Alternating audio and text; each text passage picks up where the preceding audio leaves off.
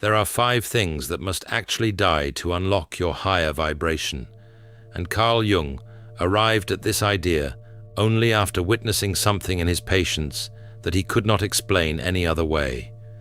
He saw people who had everything, and he saw them slowly disappearing inside their own lives. What he found is still considered one of the most uncomfortable truths in all of psychology.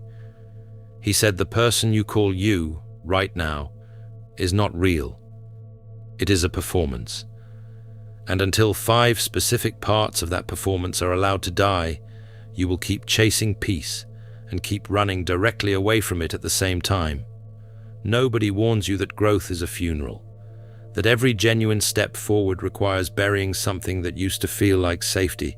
Most people spend their whole lives adding things, adding habits, adding achievements, adding versions of themselves they hope will finally be enough.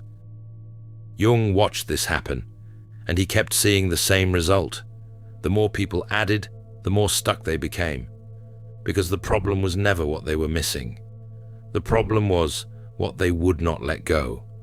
So if you have been feeling stuck, if you keep starting over and never quite arriving, if you wake up tired even after a good night of sleep, this conversation is for you. What you are about to hear is not a motivational speech. It is something much older and much stranger. It is an invitation to let something die. And if you stay with me until the end, you will know exactly which death is yours. Jung spent his whole life studying the human mind. He worked in hospitals. He filled notebooks that researchers still study today. He sat with patients that other doctors had given up on. And one thing he kept finding, over and over, was that the people who were the most stuck were not the ones with the worst lives. They were the ones who were the most defended, the most committed to a version of themselves that had slowly become a cage. He described this as a failure of transformation. He believed that real growth, the kind that changes you all the way down to the root, always begins with a kind of death, not physical, not dramatic, at least not always, but a real ending. The kind that leaves a mark, the kind you cannot fake. In his writings and lectures, Jung described how the mind fights against this process, how it will build stories and excuses and entire beliefs around the idea that who you are right now is the final version. He said this was not weakness, it was a kind of intelligence gone wrong.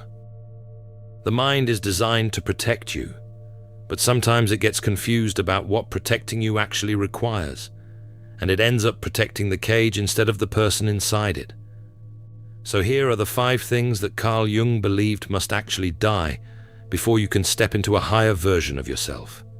We are going to take our time with each one, because these are not quick tips. They are territories of the self that must be mapped carefully and honestly. And I want to warn you before we go further. Some of what follows will feel personal, not because this is designed to provoke you, but because Jung's work has that quality. It has a way of pointing at the exact thing you least wanted to be pointed at. That is not a coincidence. It is the nature of the work. The places that feel the most uncomfortable are almost always the places that matter the most. The first death is the death of the mask. Jung called it the persona. He borrowed this word from ancient Greek theatre, where actors would hold up a carved mask to show the audience who they were playing. The mask had a name, the mask had a voice, and the mask told the crowd exactly what to feel. Jung said, "We all do this. We all build a mask for the world. We put it on so early in life, most of us do not even remember choosing it. Maybe your mask learned to be agreeable because the house you grew up in rewarded quiet. Maybe it became the funny one because humor kept people from getting too close, and closeness felt dangerous. Maybe it became the responsible one, the successful one, the spiritual one, the selfless one. Whatever shape it took, the mask had one purpose: to make the world accept you. And for a while, maybe a long while, it worked. But here is the problem Jung kept coming back to. The mask is not you. It was never you. It is a construction, a piece of engineering built to manage other people's reactions. And if you wear it long enough, something terrible begins to happen. You start to forget you have it on. You start to confuse the mask for your actual face. And when that happens, a quiet war begins.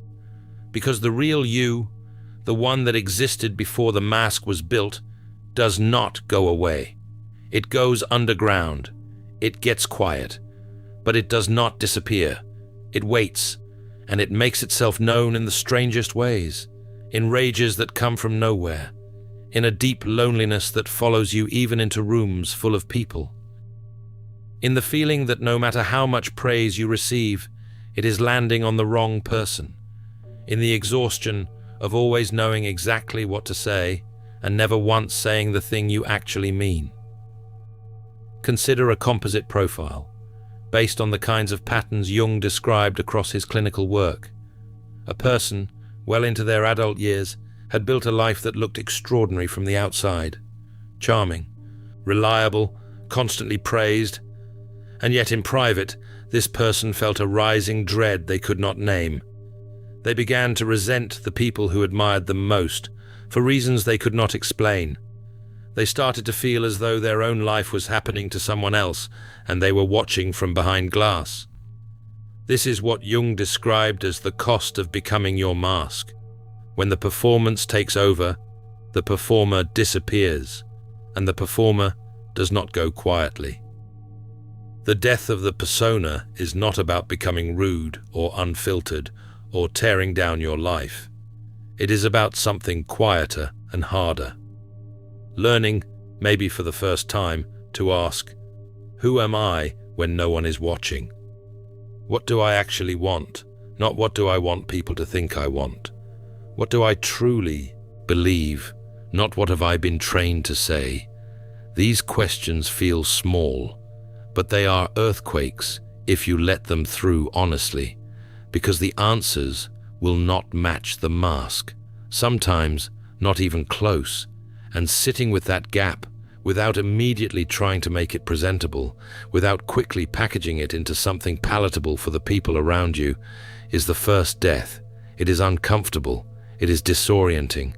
It can feel like losing your footing on ground you thought was solid, and it is the beginning of something real. Jung also noticed what happens when the persona begins to loosen.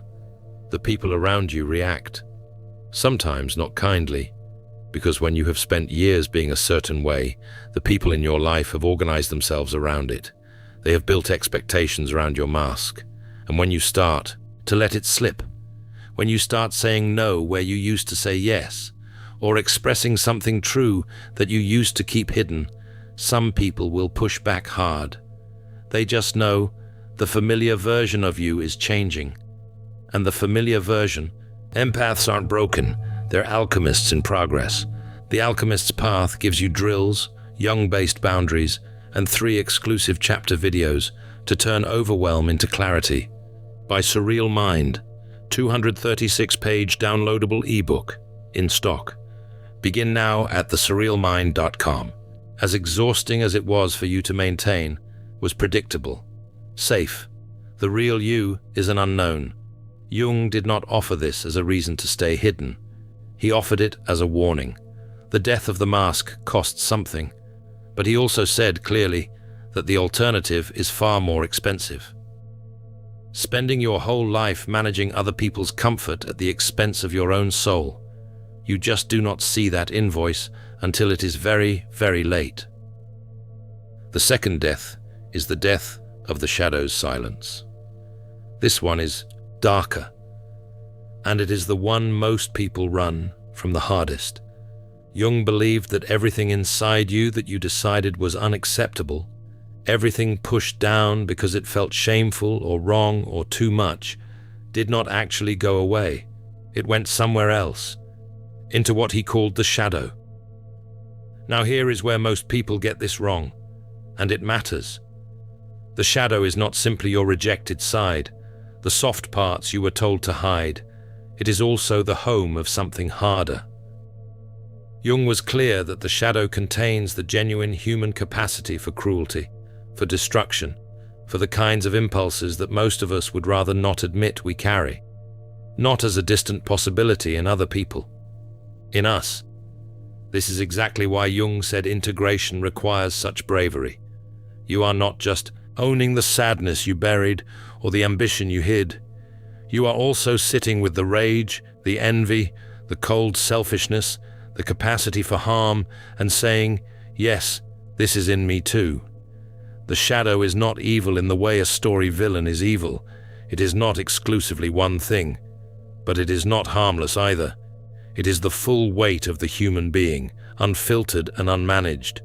The anger you were told not to feel, the grief you never let out, the desire you buried because someone made you feel dirty for having it.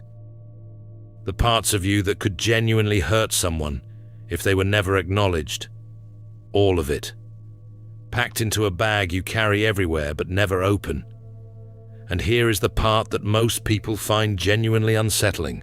Whatever you lock in, that bag does not weaken over time. It gets stronger. The more you refuse to look at something, the more power it gains. Because your refusal is itself a kind of energy. A steady, exhausting force that runs in the background of everything you do. This is why some of the kindest seeming people can suddenly lash out in ways that shock even themselves. This is why some of the most loudly moral people end up living the most chaotic private lives. This is why you can say something cruel to someone you love, completely out of nowhere, and then stand there genuinely wondering where that came from. It came from the bag.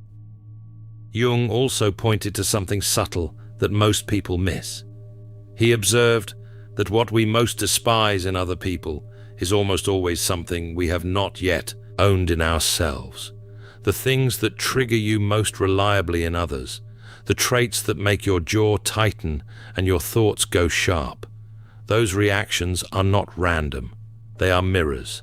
They are the shadow finding a way to introduce itself through a face that is not yours, because you refuse to meet it in your own. Once you see that pattern clearly, you cannot unsee it.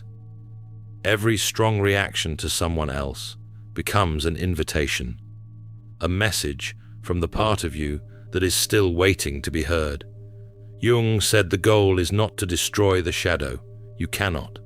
The goal is to bring it into the light, to look at it, to say, yes, this is in me too. The jealousy is in me, the selfishness is in me, the anger is in me. This is called integration. And it is one of the bravest things a person can do, because the moment you see your shadow clearly, you stop being controlled by it. It no longer has to act out for attention. You are giving it attention willingly. The silence breaks, and the enormous amount of energy you were spending to maintain that silence suddenly comes back to you. Yours again. There is something almost paradoxical that Jung noticed here. The people most afraid of their own darkness were also, nearly without exception, the most ruled by it. The ones who said they would never do a certain thing, never feel a certain way, were often the ones who eventually did exactly that, because what you will not own in yourself eventually owns you. The shadow does not disappear because you refuse to look at it. It goes deeper and comes up through the floor in ways you cannot easily explain, whereas the person who has honestly sat with their own darker impulses, named them and said, yes, I carry this too, that person is no longer at the mercy of their own reactions.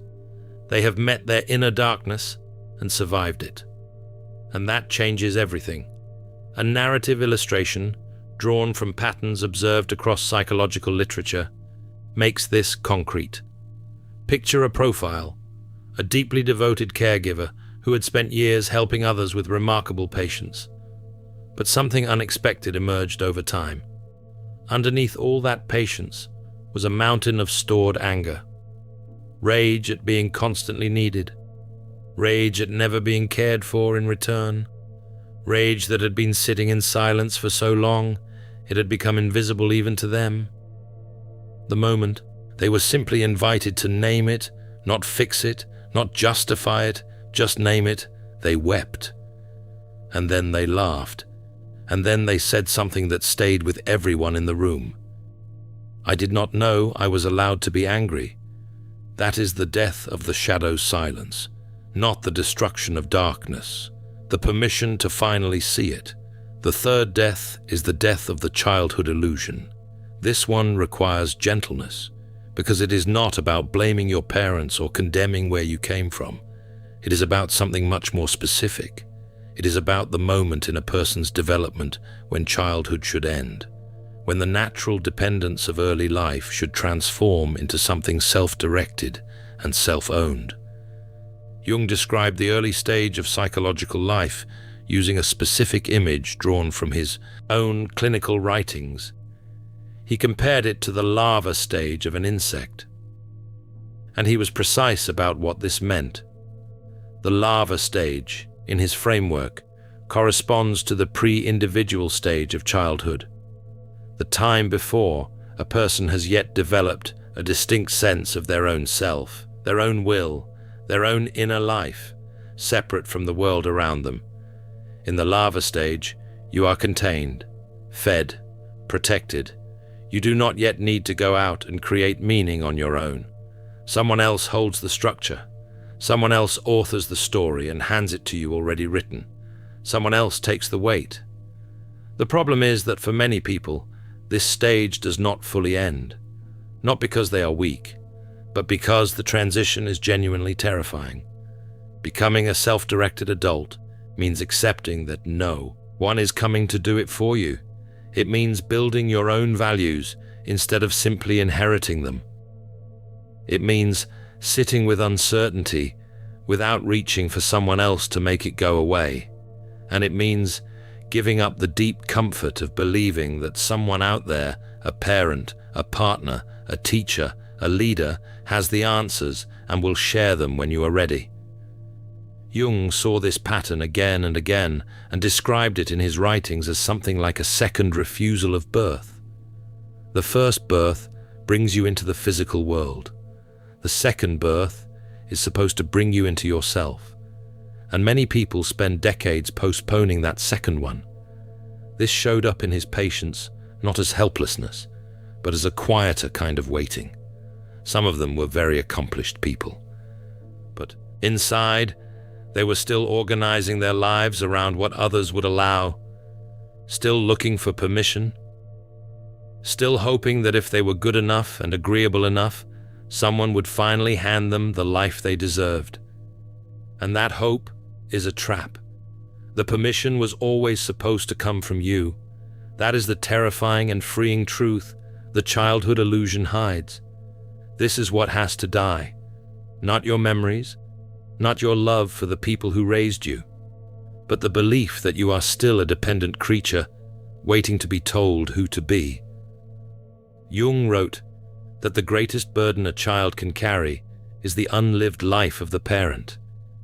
He meant that when you do not grow into your own story, when you keep living the version handed to you, rather than discovering the one that is actually yours, something vital goes unlived, and that unlived life does not disappear. It haunts you in restlessness, in the persistent sense that something is missing even when everything looks fine from the outside, in the feeling, usually around 3 a.m, that you have not really started yet. The death of the childhood illusion is the moment you stop waiting. It rarely feels like victory. It usually feels like grief, like mourning something you never quite had but always hoped for. But on the other side of that grief is something Jung considered absolutely necessary, the beginning of becoming, at last, genuinely yourself. And from that place, the next death begins to make sense, because once you accept that no one is coming to hand you your life, once the waiting is over, something else becomes visible that was invisible before. You see how much of your energy has been going to a part of you that claims to know exactly what your life should look like and refuses to be questioned about it. That part has a name. And removing its total control is the fourth death. The fourth death is the death of the ego's supremacy. This is the tricky one, because the modern world has built entire industries around strengthening the ego. Self-confidence, self-promotion, know your worth, take up space, be your own advocate. And there is nothing entirely wrong with a strong sense of self. The ego is necessary. It is how you move through the world with direction and purpose. But Jung saw a specific and serious danger in letting it run completely unchecked. And it was this. The ego is very small, and what Jung called the self is very large. By self with a capital S, Jung meant the full picture of who you are. Not just the conscious, thinking, talking version you present to the world, but all of it. Your unconscious depths, your history and your potential, the patterns you inherited and the ones you are still discovering, the dreams you cannot explain and the pulls you cannot always justify. He said the ego is like a single candle flame inside a great cathedral. It is real and it is necessary and it gives off light.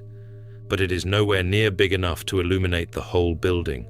The danger comes when the candle starts to believe it is the sun, when it starts to insist that the dark parts of the cathedral simply do not exist. When the ego is in total charge, very specific things happen. You become rigid, defensive. Every challenge feels like a threat because the ego has decided that what it currently believes about itself is the final truth. Real learning stops because real learning means being wrong, and the ego experiences being wrong almost like physical pain. Decisions get made not from what is true, but from what protects the image. You dismiss your dreams. You explain away the patterns in your relationships, because paying attention to those things would mean admitting that the conscious, controlled you is not entirely running the show. And the ego would rather stay wrong than admit that. The death of the ego's supremacy is not the death of the ego itself. Jung was specific about this. The ego does not disappear. It does not dissolve. It does not lose its usefulness. What changes is the relationship. In Jungian terms, the ego shifts from being the ruler of the whole system to being something more like a satellite. It moves into orbit around the deeper self, rather than insisting it is the center of everything. The ego still navigates your daily life. It still makes plans and keeps your name straight and gets you through Tuesday. But it is no longer the one setting the direction. It has learned to take signals from something larger. It becomes a servant of the self, rather than its replacement. This is one of the most difficult moves a human being can make, because the ego's entire job is to maintain control, and you are asking it to serve rather than lead, to accept that the conscious, articulate part of you is not the whole of you, that there is more, and that the more has been there all along, quietly shaping things, whether acknowledged or not. A composite narrative based on frequently observed psychological patterns brings this to life. Consider someone highly accomplished, the kind of person who built an impressive life through logic and willpower. Then came a period where the logic and the willpower stopped working. Despite making all the right moves, things kept going wrong.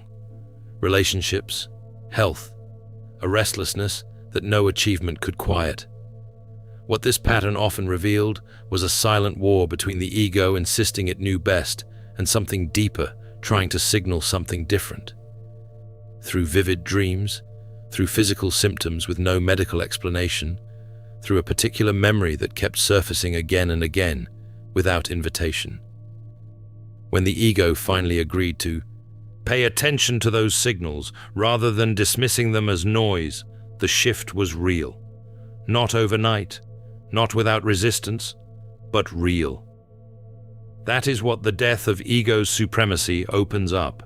Not weakness, a different, wider kind of strength, the kind that does not need to defend itself constantly because it is not built on performance. And once that defense is lowered, Once the constant work of protecting the ego's position is no longer consuming everything, a strange thing happens. The past suddenly feels closer than it should. Old feelings surface. Old patterns re-emerge, which is why the fifth death comes next, and why it is often the one people expect the least. The fifth death is the death of the safety of the past. This is the subtlest of the five, and in some ways the most dangerous, because it does not look like a problem.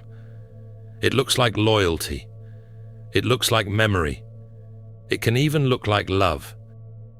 Jung wrote about the psychological habit of retreating into the past when the present becomes too hard. He called it regression, and he did not use that word harshly. He understood exactly why it happens. When life demands something you do not yet know how to give, the mind naturally reaches backward, toward the familiar, toward feelings and places and people that once felt safe. The past carries a warmth the present often cannot match. The present is demanding and uncertain. The past is already finished.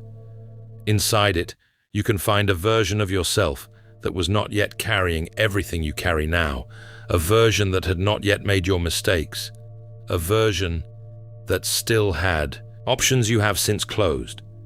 And retreating to that version can feel, in the short term, like rest. But here is what Jung observed, again and again. The more a person retreats into the past, the less energy they have for the present. Regression is not rest. It is a drain. It requires you to hold your current life at arm's length, to keep the future at bay, to stay permanently unfinished.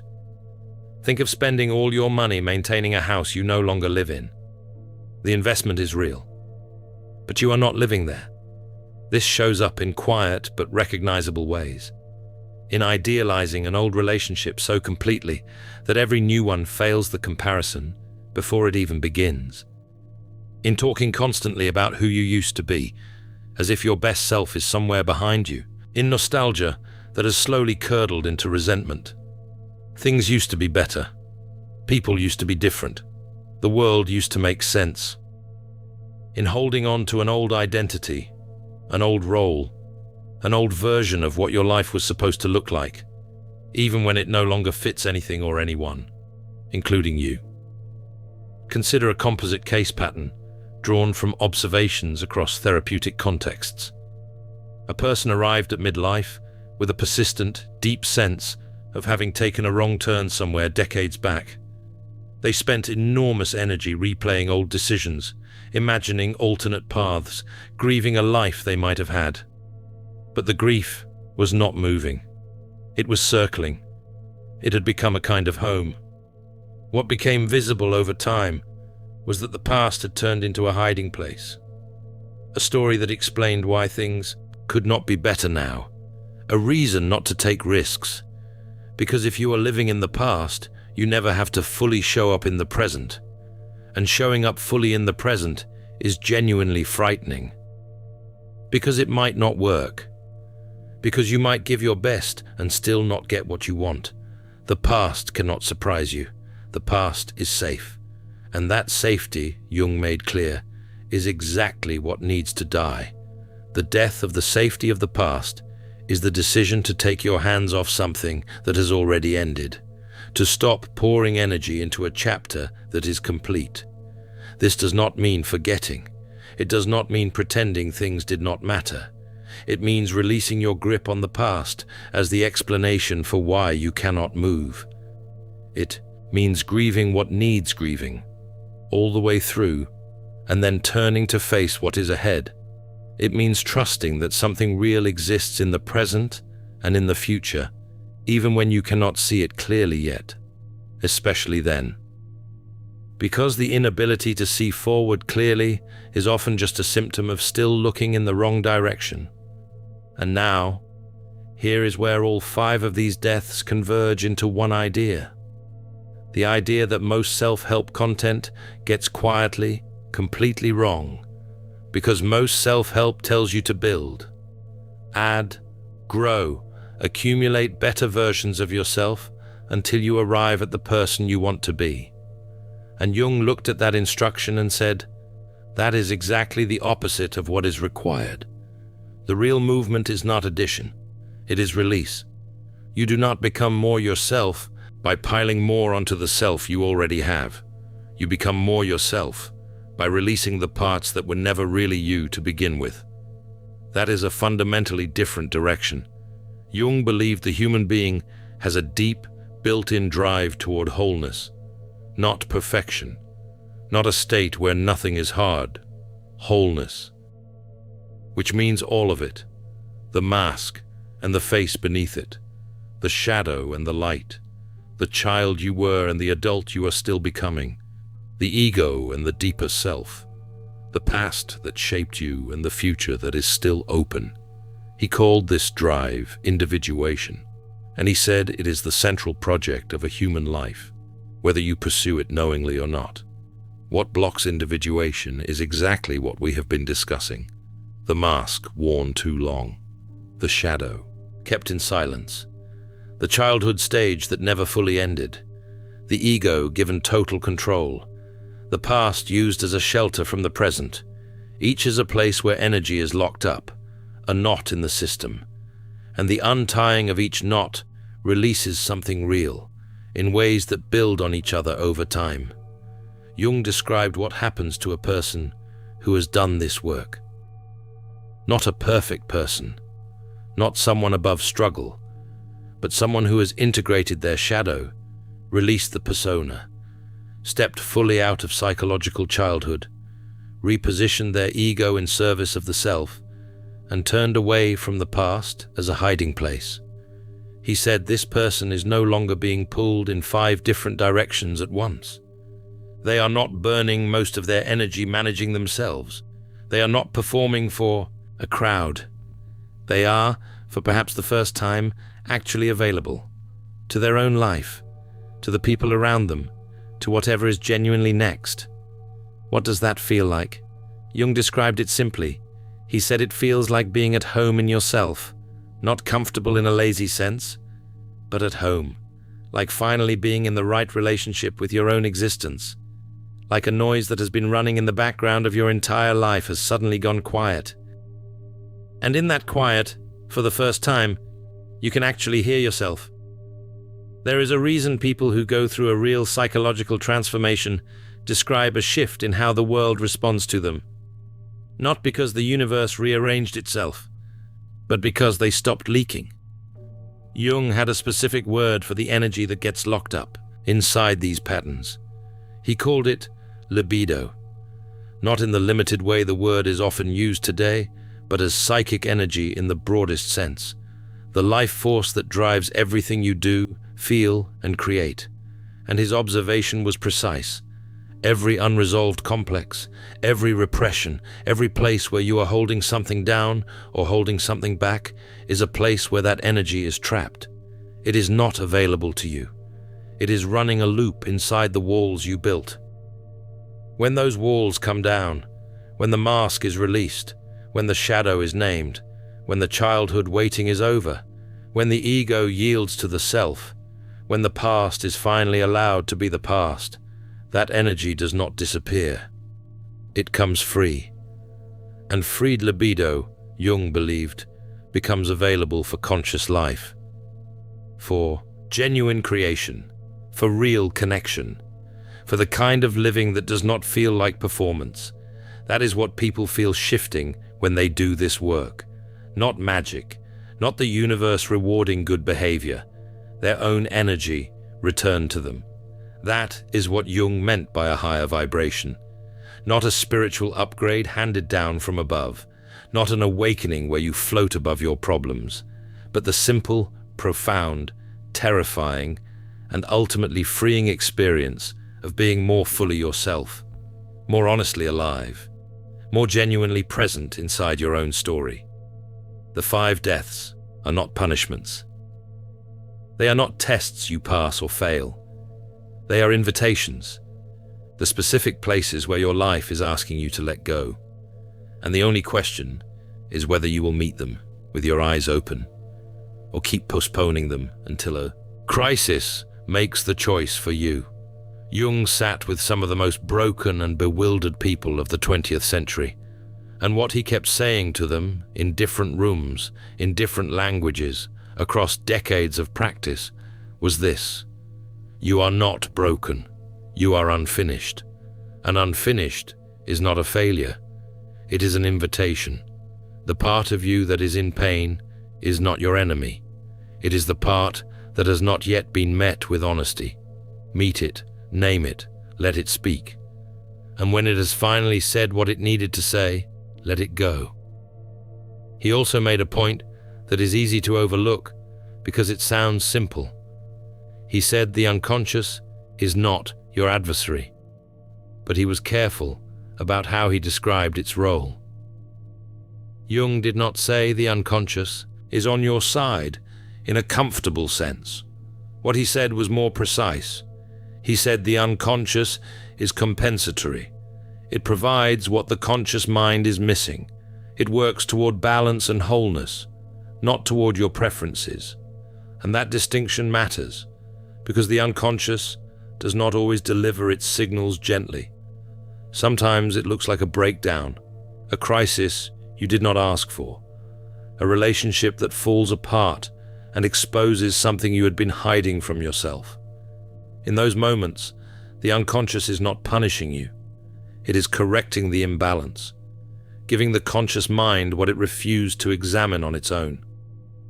The patterns that keep repeating, the disruptions that seem to come from nowhere, these are not signs that something is wrong with you.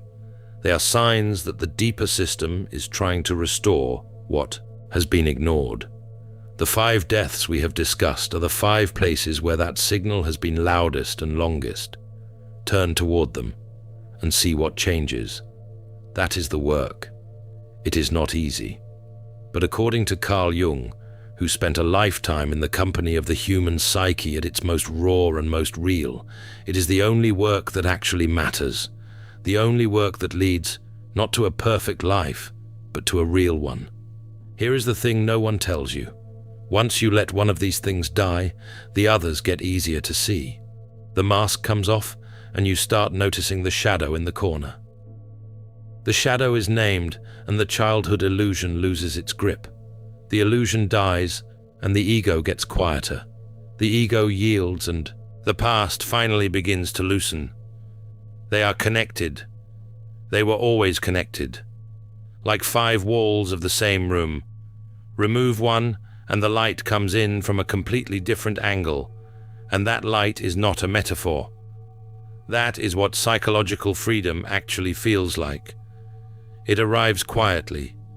You notice it one day, because you made a decision from the inside rather than from fear of how it would look, because you felt something real and did not immediately reach for a way to manage it, because you are actually there, in your life, present, not watching from behind glass.